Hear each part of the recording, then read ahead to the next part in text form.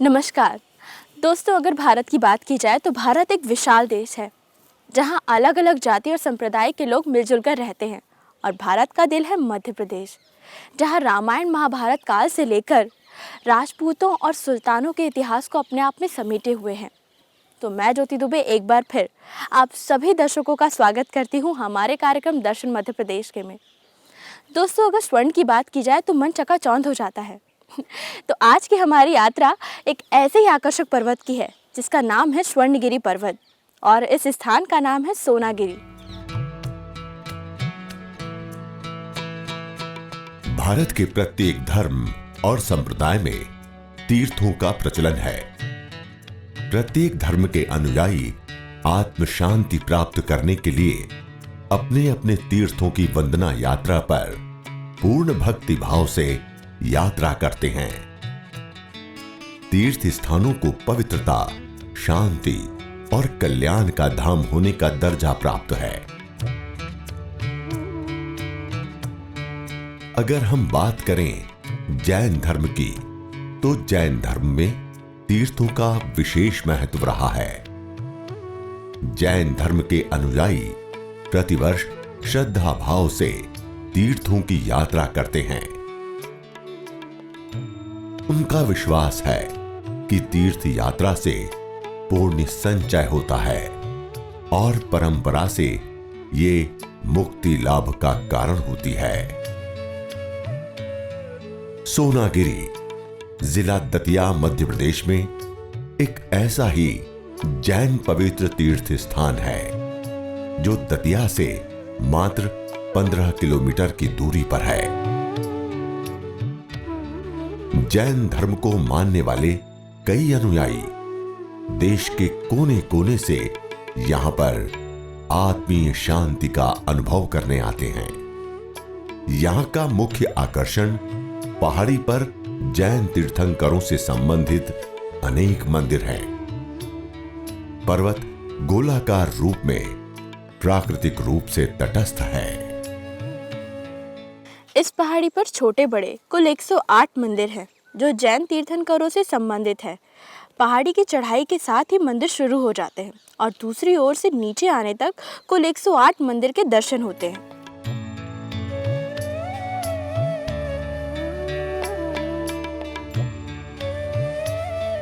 पहाड़ी पर कुल मंदिरों की संख्या 77 है, लेकिन इसमें अगर छोटे मंदिरों को मिला दिया जाए तो मंदिरों की पवित्र संख्या 108 हो जाती है, जो जैन तीर्थंकरों से संबंधित है। पहाड़ी की चढ़ाई के साथ ही मंदिर शुरू हो जाते हैं और जब तक पुनः दूसरी ओर से नीचे नहीं आ जाते, तब तक कुल 108 मंदिरों के दर्शन होते हैं। कुछ मंदिरों में तो 1000 वर्ष पुरानी प्राचीन प्रतिमाएं भी विद्यमान हैं। समस्त वातावरण में नैसर्गिक सौंदर्य और मंदिरों के गुंबद, मीनारें मनमोह लेती हैं। मंदिर 57 को एक चमत्कारी मंदिर माना जाता है। यहां समस्त संप्रदायों के लोग दर्शन करने आते हैं। सोनागिरी में नंदेश्वर द्वीप की स्थापना भी की गई है, जिसमें डोम विदेश के अल्बर्ट हॉल की तरह बनाया गया है।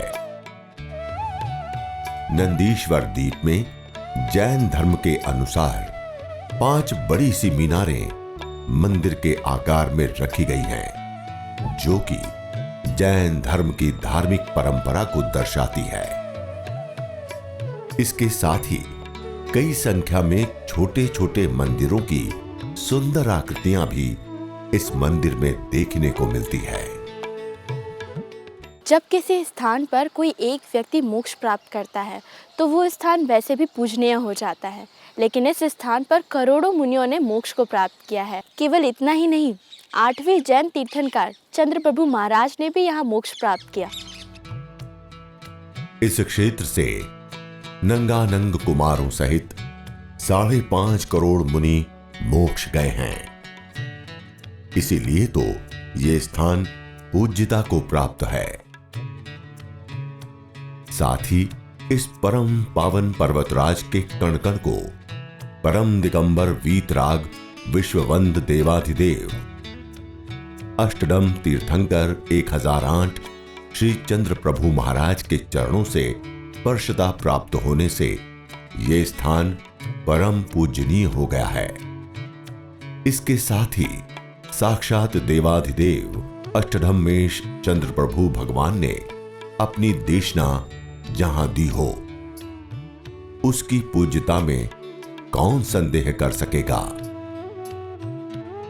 कैलाश, गिरनार, चंपापुरी, पावापुरी आदि सिद्ध क्षेत्रों की यात्रा का जो फल बताया गया है, ठीक उसी तरह इस पवित्र तीर्थ स्थल की 3 बार वंदना करने से भी वही फल प्राप्त होता है। इस पहाड़ी पर चंद्र प्रभु भगवान के समय में कई भक्तों, तपस्वियों एवं संतों ने आत्म अनुशासन एवं निर्वाण प्राप्ति के लिए तपस्या की, जिसके कारण यहां क्षेत्र को सिद्ध क्षेत्र की उपाधि प्राप्त है। यह बहुत प्राचीन क्षेत्र है।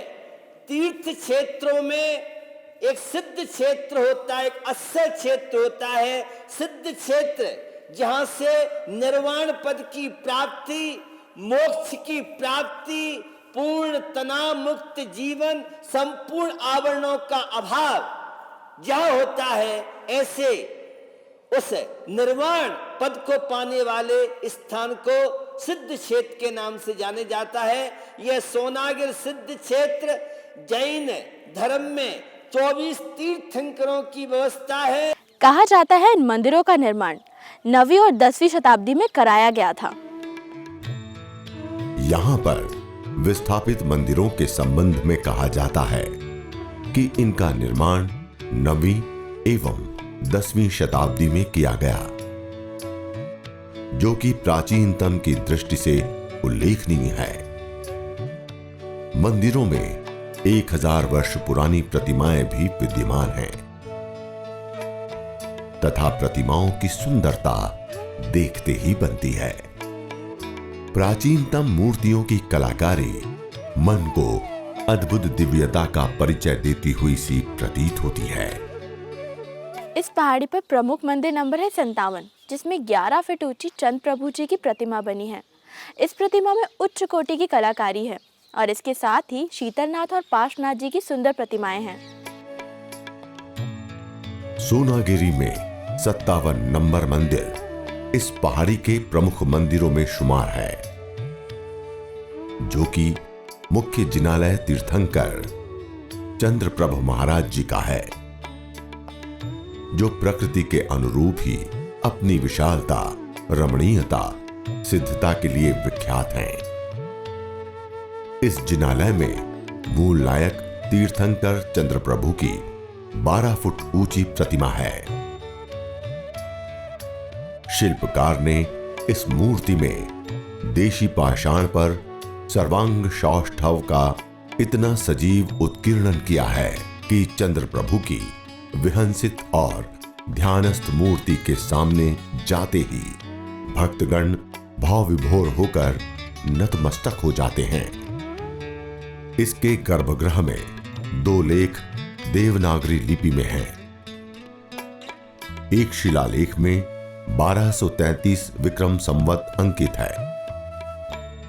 चंद्र प्रभु महाराज की प्रतिमा के एक शिलालेख में संवत 335 मात्र ही पढ़ने में आता है।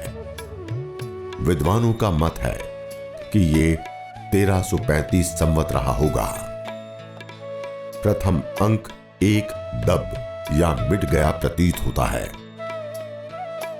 ऐसा प्रतीत होता है कि ये प्रतिमा पर्वत में ही उकेरी गई है। आगे इसी जिनालय में 6.5 फुट ऊंची पार्श्वनाथ तीर्थंकर की प्रतिमा है। आगे की वेदिका पर तीर्थंकर नेमिनाथ, पार्श्वनाथ, चंद्र प्रभु और शांतिनाथ की श्वेत वर्ण प्रतिमाएं हैं। अंत में 9 फणों वाली पद्मासन मुद्रा में सुपार्श्वनाथ की मूर्ति है। चंद्रप्रभु महाराज जी के मंदिर प्रांगण में सभी 24 जैन तीर्थंकरों की सुंदर प्रतिमाएं स्थापित हैं। इनकी प्रतिमाएं इतनी सुंदर हैं कि आंखों में भा जाती हैं। चंद्रप्रभु महाराज के मंदिर प्रांगण में ही सभी 24 जैन तीर्थंकर की सुंदर प्रतिमाएं स्थापित है। इन प्रतिमाओं में प्रथम तीर्थंकर आदिनाथ से लेकर अंतिम तीर्थंकर महावीर स्वामी जी की प्रतिमाएं, उनके चिन्ह जिसमें बैल, हाथी, चंद्रमा, शंख, सिंह, सांप, नीलकमल, कछुआ के साथ विद्यमान हैं। मंदिर प्रांगण में सभी 24 जैन तीर्थंकरों की प्रतिमाएं इस स्थल की सिद्ध यात्रा को और भी अधिक पावनता प्रदान करती है। सभी मंदिरों में बुंदेला और मुगल शैली के अनुसार कलाकारी की गई है और इस कलाकारी के कारण इन मंदिरों की सुंदरता और भी ज्यादा बढ़ जाती है। मंदिरों के निर्माण में बुंदेला शैली की सुंदर झलक दिखाई देती है। हमारे इतिहास के अनुसार गुंबद की अवधारणा का संबंध मुगलों से है। यहां पर गुंबदों और स्तंभों की बनावट इस स्थल की खूबसूरती को और भी बढ़ा देती है। स्तंभ पर सुंदर कलाकारी उकेर कर उसमें सुंदर रंगों का समावेश किया गया है। कलाकारी कहीं न कहीं जैन धर्म से संबंधित दिखाई देती है। सोनागिरी में भी प्रत्येक मंदिर में बड़े बड़े गुंबदों का निर्माण किया गया है। मंदिरों का सफेद रंग मानो भक्तों को ये एहसास कराता हुआ प्रतीत होता है कि समस्त मानव जाति इस सफेद रंग का अनुसरण अपनी जीवन प्रणाली में करते हुए मन को साफ और दुर्भावना विहीन रखें। जैन धर्म में कुछ प्रमुख बातों पर जोर दिया जाता है, जिसमें अहिंसा के साथ ही चरित्र का उल्लेख 3 तरीके से किया जाता है, जिसमें सम्यक दर्शन, सम्यक ज्ञान, सम्यक चरित्र महत्वपूर्ण है। मंदिर की बनावट और आसपास की सुंदरता देखने के लिए कई भक्त यहाँ पर आते हैं। महावीर जयंती को यहाँ पर भव्य रूप से मनाया जाता है, जिसमें देश के कोने कोने से लोग यहाँ शामिल होते हैं। परमेश्वर ने सोनागिरी पहाड़ी की प्राकृतिक बनावट इस तरह गढ़ी है कि यहां से सुंदर दृश्यों का अवलोकन तो किया ही जा सकता है। पहाड़ी पर पहुंचते ही नीचे की ओर देखने पर छोटे छोटे मंदिरों का समूह इतना अविस्मरणीय नजर आता है कि मानो सोने की पहाड़ी सा प्रतीत होता है सोनागिरी। अगर बात की जाए शहर की, तो सोनागिरी पहाड़ी से दतिया शहर के खूबसूरत महलों का अवलोकन भी मन को छू लेता है। सोनागिरी जैन धर्म के अनुयायियों का सिद्ध क्षेत्र होने के कारण ये हमेशा ही भीड़ से भरा रहता है। परंतु कुछ त्योहार यहां पर मेले के रूप में मनाए जाते हैं, जिसमें महावीर जयंती प्रमुख त्योहारों में से एक है। जैन तीर्थ यानी मंदिरों का घर, जो कि सोनागिरी की पहाड़ियों पर स्थित है।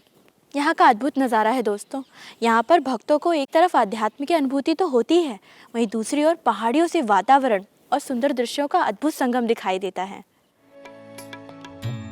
सर्वविदित है, जहां पर प्रकृति एवं नैसर्गिक सुंदरता के साथ अध्यात्म की उपस्थिति है, वहां पर साक्षात ईश्वर वास करते हैं। ये बात सोनागिरी पहाड़ी के लिए बिल्कुल ठीक है। यहां पर न सिर्फ नैसर्गिक सुंदरता की छटा है, बल्कि आध्यात्म की एक ऐसी शांति का अनुभव भक्तों को एहसास होता है, जिससे वे यहाँ आकर ईश्वरीय लोक में विलीन हो जाते हैं। मैं कलकत्ता से आई हूँ। ये सोनागिरी शिव क्षेत्र के दर्शन करने से मुझे बहुत ही अच्छा लगा और यहाँ जो भगवान है, मन में इतनी शांति मिलती है दर्शन करके।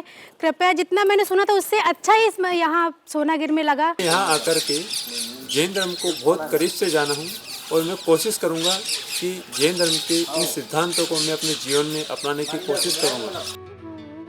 अगर बात की जाए तो कई सिद्ध मुनियों एवं तीर्थंकरों के मोक्ष स्थल ने इस स्थान को सिर्फ ईश्वरीय छटा में नहीं रंगा है,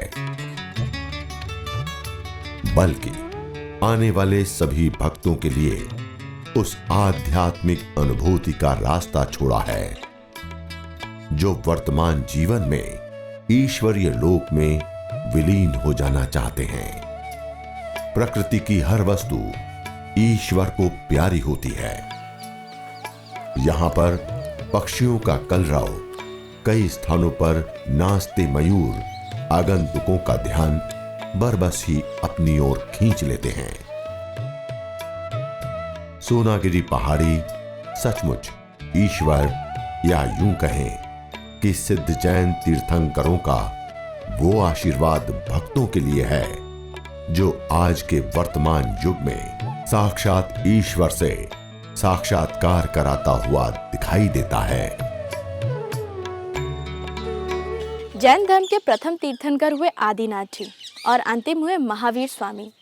सोनागिरी की यात्रा को यही समाप्त करते हुए मैं ज्योति दुबे आपसे विदा लेती हूँ।